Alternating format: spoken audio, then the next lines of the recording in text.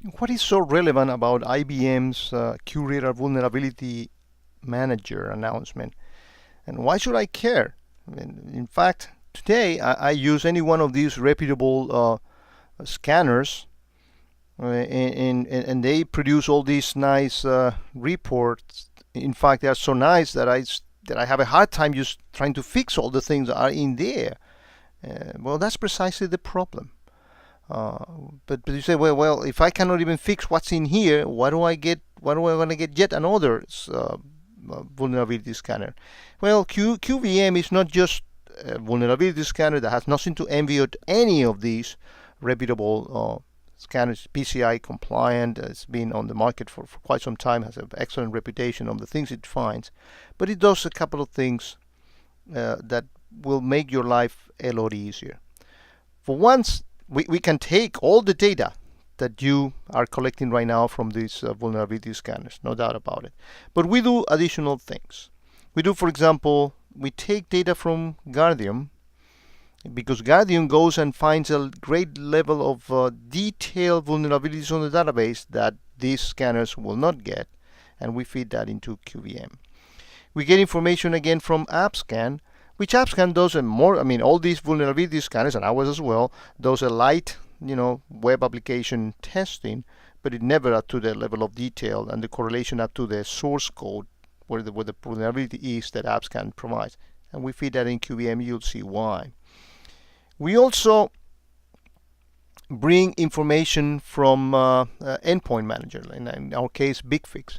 So we know what are the things that have been patched at the particular endpoint, and that's going to allow us to make your life easier in the QVM display.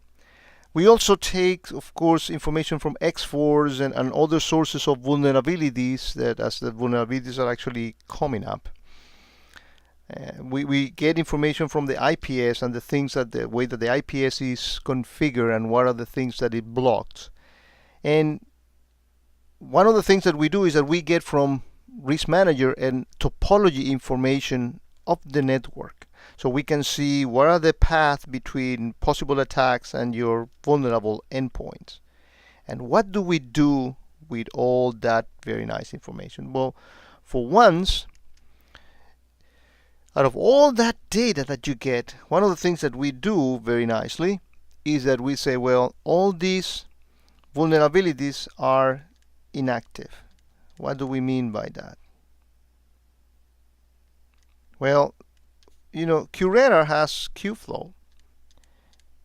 And with Qflow, we know what are the things that are going inactive in your network. And we see that all these services and devices that are vulnerable are not active. So you should fix them at some point. But right now, don't you worry too much about them because they are not really active. We also,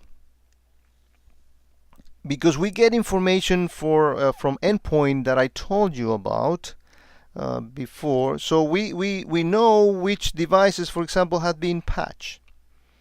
So from, I'm going to put here BigFix, but from any other endpoint that you have, we know what things are being patched. So why should I worry about a configure attack vulnerability when I have a specific patch applied to my server or my endpoint, and I know that that server is protected against that? So don't bother me with those things. That's a visibility that you don't get from the other scanners as well. We also, this is very important, from our IPS and the way that the IPS are configured and set up, we know what things the IPS is actually blocking. So we know that our IPS with the PAM module, for example, is blocking all these SQL injection type of attacks. So for that vulnerability, for that SQL injection type, I know I should fix it in the actual application, and AppScan is telling me the same thing. But for now, I'm not going to worry too much about it because my IPS is protecting me from it. And from the topology of the network, I can actually see that there's no any other way for that attack to actually get there. So that's actually very useful. And that lets you with two categories of things for you to really worry about. One is it gives you all the things that are at risk. meaning from the X4s and all the nice reports that we get. These are things that are ready for the attackers to exploit. So do something about it before things happen. Those are that's something that you should really worry about it. And yet, something even more important, because QRadar has all that rich context and all that rich information, and some other videos about that.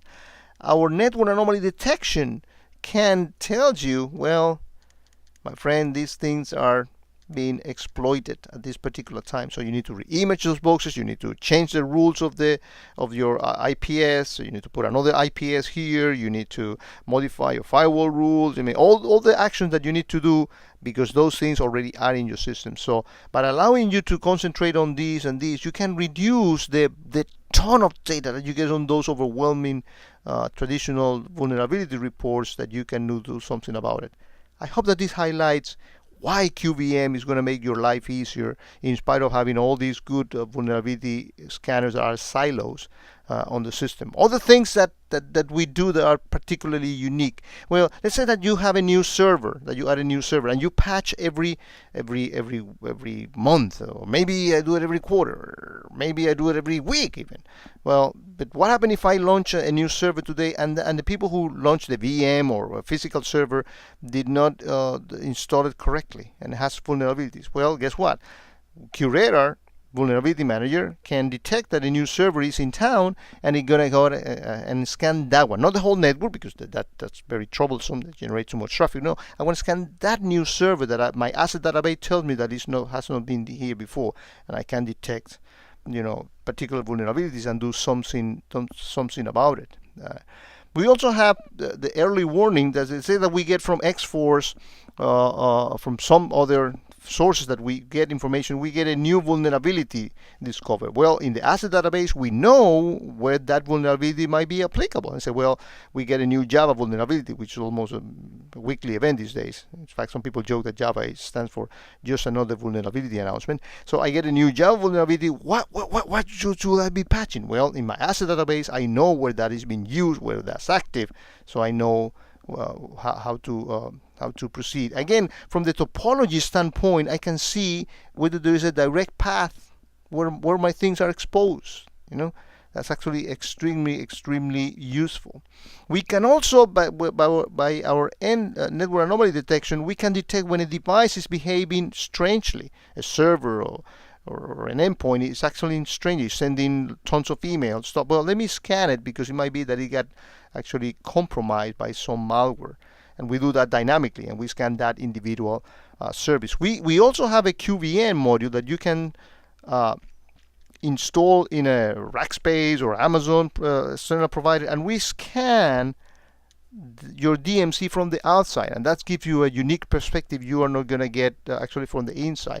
And in that's a database, one thing that we do is that we put a lot of logic to deal with vulnerabilities for example, if you as a user have an endpoint that we detect that is vulnerable when you go into your intranet, for example, and then the next day you go through a VPN, well, we know that user, even though it has a different IP address, is actually the very same user. So a lot of intelligence, a lot of the same GUIs and same standard nice navigation that QRadar has, now has a dedicated tab for dealing with vulnerabilities to make your life a whole lot easier.